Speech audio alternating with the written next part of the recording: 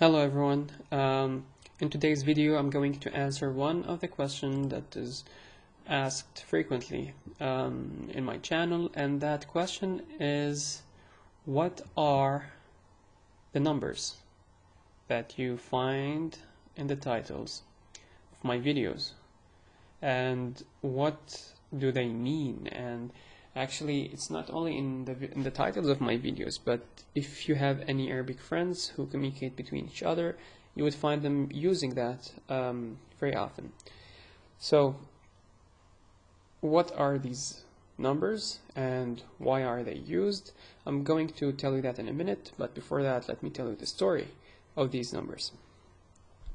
So, the story is about when computers started to become popular in the Arabic world. Computers were only in English. The operating systems were in English, the keyboard was in English. Phones, when they came out, they didn't have Arabic support. Also, the chat. If you're familiar with IRC, it supported at the time English. The same for MSN when it first came out, and so on.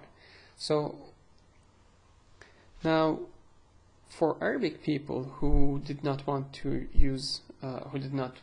speak in English, either because they are not very good in English, or they prefer, they can express themselves better in Arabic, they used the English text to communicate, the English letters to communicate. But when you use English to write Arabic, you'll find that there are some letters missing, and you will frequently run into words that using different letters might become annoying because they might mean something else. So what people started to do, to type quickly and to be more efficient with speed and typing, they started to represent some of these letters with numbers. They found out that some of the numbers have common shapes, or they are similar in shape to some of the Arabic letters. And what happened is that now it is known, or it is common, that people would type Arabic in English letters and use numbers. Of course, this is not official. This is something that, when you're casually using Facebook or using MSN or texting on your phone, you would do this because you're either not used to the Arabic keyboard, or you're either lazy to use the Arabic keyboard, and so on. So, what numbers represent which letter? So, for example, if I look at the 3 looks similar to the Ain in Arabic. That's why we use 3 to write the sound A. So here I'm writing Ain. If I want to write Ghain, I just add something similar to a dot. And that, in this case, you can use an apostrophe or a quotation mark, a single quotation mark. So the 3, for example, is Ain. You will find that the 6, for example, is the Ta. The 2 is the Hamza, and so on. So I'm going to show you a full list of these letters, or at least of the numbers, and which numbers represent what letter. So the 2 is equivalent to the Hamza because they are similar in shape. The 3 represent the Ain. 3 with apostrophe or quotation mark is the Ghain. 5 is the Kha. This is recent. I'll tell you why the 5 is a Kha in a minute. 6 looks like a Ta, so it's used for the Ta. If you add an apostrophe, it becomes Va. The 7 is a Ha. 7 with an apostrophe, it's a Kha. The 8 is a Qa. And you can also use the Q if you want. The 9 is a Sad, and the Dad is is represented using the 9 with an apostrophe. Now, the kha, you can use the KH if you want, KH combination to say kha, but a few years ago it was 7 with an apostrophe, and then evolved to becoming 5. Why? Because, you know, it's easier to write, to just type one key, or to press one key on the keyboard rather than pressing 2, so it's more efficient. So people started to use 5 as kha, and now it's really common. These are almost standards when you're chatting. Most people know them, and that's why actually now there are tools that take these kind of writing and translate it into Arabic. And this is one website. It's called Yamli, yamli.com.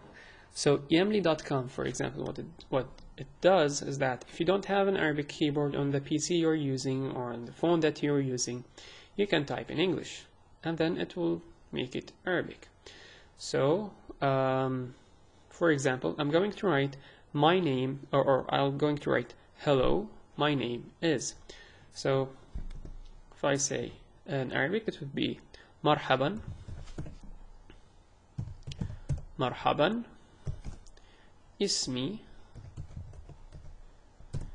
So this is it, and then you write your name, marhaban ismi. So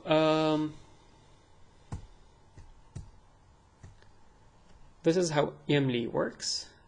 If I write a more complicated word, for example, it's the common way of saying hello for Muslims is Assalamu alaikum. So for example, Assalamu alaikum. See, this is, you can actually even see how if you hear someone speaking Arabic and you don't really know how it's written, you can write it in English and the Yamli would help you make it Arabic. There's an app for Yamli and on the iPhone. Also, if you see, it's powered by Google.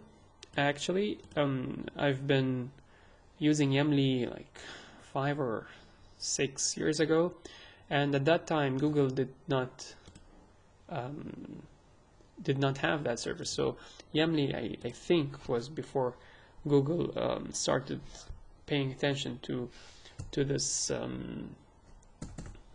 issue. Now, if you want to translate even that, so Google Translate have the same functionality. If you go for if you set it to from Arabic to English and then allow phonetic typing and say the same sentence, marhaban ismi, and this time let's add Umar. So you will find it written in Arabic and translated into English, right? So let's try also Salamu. Okay, it did not do it correctly. Okay, so maybe I should. So you see, Yamli is much more accurate.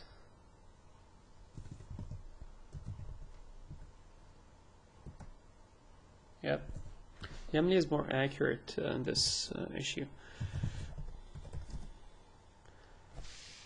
You see, peace be upon you, which is the exact translation of this phrase.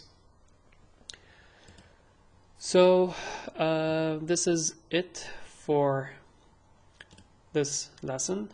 I hope you enjoyed. It's really fun to use these tools, and I think if I was learning Arabic, I would like to know about these tools.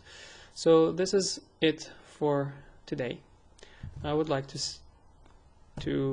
say shukran Oh man, I mistyped that. Shukran. Okay, mistyped again. Oh, finally. Okay, thank you. And take care. Oh yeah, I should write it in. Mistakes. It happens. Okay, so I want to say, okay, in Arabic I think it will be